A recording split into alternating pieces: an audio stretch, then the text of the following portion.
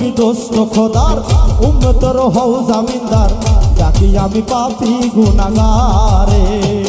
আরে তুমি নবী দোস্ত খোদার উম্মতের হও জামিনদার ডাকি আমি পাপী গুনাহগারে আমায় উম্মত বলে কইরো স্বীকার গো নবীজি ওই আমায় উম্মত বলে কইরো স্বীকার গো নবীজি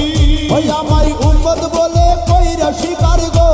তুমি কঠিন হাসরে নবী কঠিন হাসরে সাফায়াত করিও আগে রে নবীজি দয়ালের নবী গো সাফায়াত করিও আগে রে